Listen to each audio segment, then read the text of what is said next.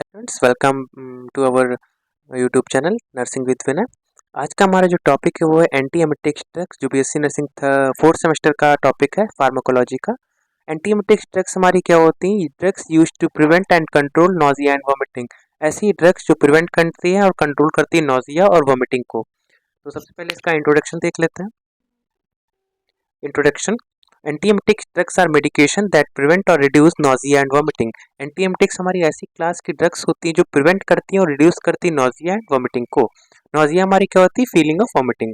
Vomiting is control by the vomiting centre in the medulla oblongata. Vomiting हमारी कहाँ से control होती है? हमारे ब्रेन में एक सेंटर होता है मेडुला ऑब्लंगेटा, वहां से कंट्रोल होती है। अगर हम लोग उसको सप्रेस कर दे तो हमारी वॉमिटिंग भी सप्रेस हो सकती है। तो जैसे वॉमिटिंग कैसे इंड्यूस होती है, सम चीजें दी हुई हैं यहाँ पे। जैसे कीमो रिसेप्टर ट्रिगर जोन, जिसे हम लोग CTZ कहते हैं। इसमें जैसे कि ड्रग्स और टॉक्सिन से, किसी भी पर्टिकुलर ड्रग से हमारी वोमिटिंग इंड्यूस हो रही है। Vestibular system. वेस्टिबुलर सिस्टम जैसे कि मोशन सिकनेस। मोशन सिकनेस क्या होता है? हमारा ट्रेवल रिलेटेड नोजिया होती है, फिर वोमिटिंग होती है। जैसे कि ड्यूरिंग ट्रेवलिंग ट्रेवलिंग जैसे कि हम लोग बहुत लोगों को देखते हैं कि बस वगैरह में जब जाते हैं तो उन्हें वोमिटिंग या फिर नोजिया फील होती है, तो उसे कहते हैं मोशन सिकनेस। फिर गैस्ट्रो इंटेस्टाइनल ट्रैक्ट, जैसे इन्फेक्शन, फूड पॉइजनिंग वगैरह से। हाई ब्रेन सेंटर, जैसे कि स्ट्रेस इमोशन से। अगर किसी को ज़्यादा स्ट्रेस हो रहा है, फिर इमोशंस उसके कंट्रोल नहीं हो रहे, तो उसे वोमिटिंग फील होगी। Used in condition like motion sickness. ऐसे कंडीशन में यूज़ करते हैं जैसे motion sickness, pregnancy, post operative nausea, chemotherapy and gastro intestinal disorders. ऐसी चीज़ों में यूज़ करते हैं हम। देन इसके बाद हमारा क्लासिफिकेशन ऑफ एंटीएमेटिक्स। क्लासिफिकेशन ऑफ एंटीएमेटिक्स में क्या आएगा? इसमें सबसे पहले हमारा प्रोकाइनेटिक्स। प्रोकाइनेटिक्स में मेटोक्लोप्रामाइड, डोमपेरिडोन, और फिर इसके हमारा सेरोटोनिन एंटागोनिस्ट, इसमें ऑन्डासेट्रॉन और ग्रेनीसेट्रॉन। जो इंपॉर्टेंट ड्रग्स है मैं सिर्फ उसके बारे में बता रहा हूँ, उनका नाम ले रहा हूँ। फिर एंटी मुस्करनाइज, इसमें एट्रोपिन और हाइसोसाइन आता है।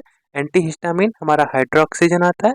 फिर NK1 एंटागोनिस्ट और न्यूरोकेनिन फर्स्ट एंटागोनिस्ट में एप्रीपिटेंट आता है।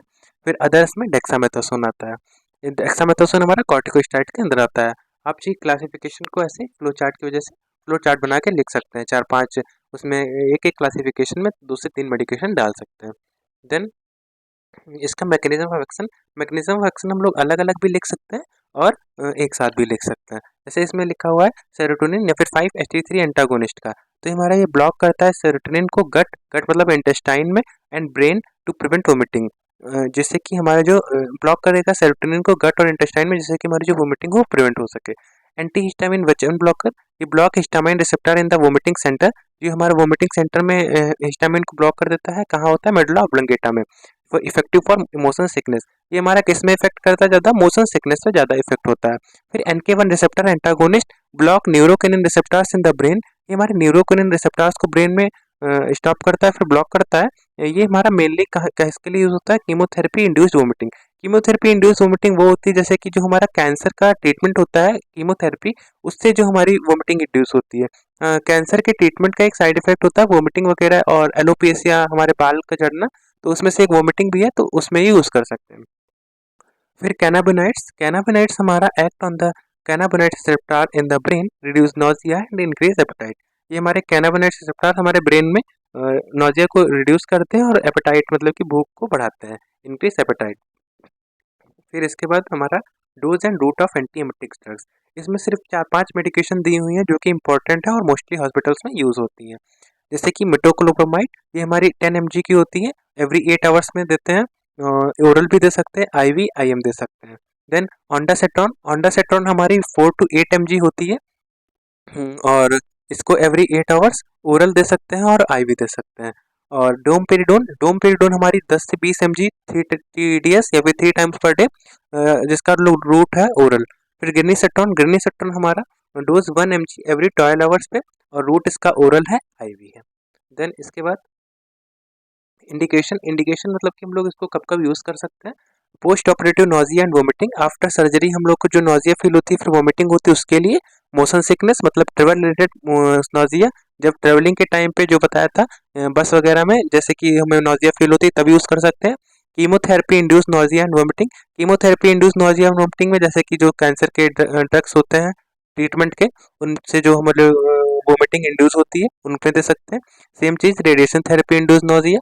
फिर pregnancy related nausea and vomiting, pregnancy में टाइम पे जो HCG लेवल बढ़ जाता है उसके लिए जो हमारा ये वोमिटिंग होती है उसमें दे सकते हैं। फिर GI कंडीशन जैसे कि फूड पॉइजनिंग और इन्फेक्शन GERD क्या होता है, गैस्ट्रो इसोफेजियल रिफ्लेक्स डिजीज, उसमें भी यूज़ कर सकते हैं। साइड में कुछ और भी लिखे हैं, सेम है। Chemotherapy induce vomiting post irritation और पोस्ट ऑपरेटिव, जैसे हम लोग post operative nausea and vomiting था ऊपर वाले में। फिर वोमिटिंग ऑफ प्रेगनेंसी और मोशन सिकनेस। देन इसके बाद कॉन्ट्राइंडिकेशन मतलब कब कब नहीं देना है।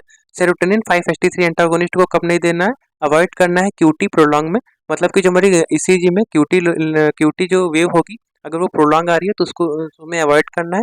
इससे हमारा क्या होगा, रिस्क ऑफ हार्ट अरिथमियाज का रिस्क हो सकता है।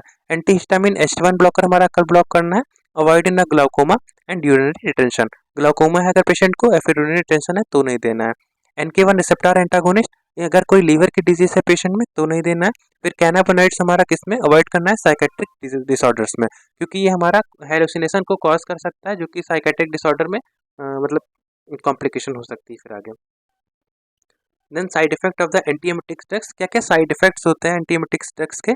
तो सबसे पहले ड्राउजीनेस और डिजीनेस, हेडेक, कॉन्स्टिपेशन और क्यूटी प्रोलॉन्ग होगा, मतलब कि जो क्यूटी वेव्स होगी वो प्रोलॉन्ग होंगी, जिससे कि हार्ट रिदम में इश्यूज हो सकते हैं।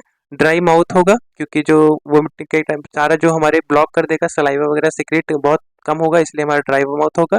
फटीग होगा, डायरिया, यूफोरिया। यूफोरिया हमारी ऐसी कंडीशन होती है जिसमें कि वैसे तो ये बहुत सारे ड्रग्स का साइड इफेक्ट होता है। यूफोरिया मतलब होता है बहुत ज़्यादा एक्साइटमेंट होना या फिर हैप्पीनेस को फील करना, इसमें जो डोपामिन का लेवल होता है वो बढ़ जाता है, इसलिए यूफोरिया कंडीशन होती है, जो कि मोस्टली ऑफ द हमारे जो ड्रग्स होती हैं, जैसे कि जो ये एंटी साइकोटिक ड्रग्स होती है, इनका ये बहुत ज़्यादा कॉमन साइड इफेक्ट है, जैसे कि हेलोपेरिडोल वगैरह का। तो ये जो होता है हमारा डोपामिन को बढ़ा देता है, जिससे कि हम लोग को एक्साइटमेंट और हैप्पीनेस की फीलिंग होती है। तो यूफोरिया का ये मतलब होता है इंक्रीज्ड HR, हार्ट रेट और हेलोसिनेशंस होंगे, ब्लड विजन होगा। तो ये हमारे कुछ साइड इफेक्ट्स थे। देन इसके बाद नर्सिंग रिस्पॉन्सिबिलिटी हम लोग पॉइंट वाइज भी लिख सकते हैं, या फिर ऐसे ही मतलब अलग अलग पॉइंट का और उसके अंदर थोड़ा सा डिफाइन कर सकते हैं। इसमें जैसे असेसमेंट बिफोर एडमिनिस्ट्रेशन, मतलब कि बिफोर एडमिनिस्ट्रेशन ड्रग्स को हम लोग क्या क्या असेस करना है। आइडेंटिफाई कॉज ऑफ नाजिया इसलिए असेस कर रहे हैं, जैसे कि मोशन सिकनेस है तो उसके लिए H1 ब्लॉकर दे सकते हैं, पोस्ट ऑप कीमोथेरेपी के लिए अलग दवाई होती है उसके लिए।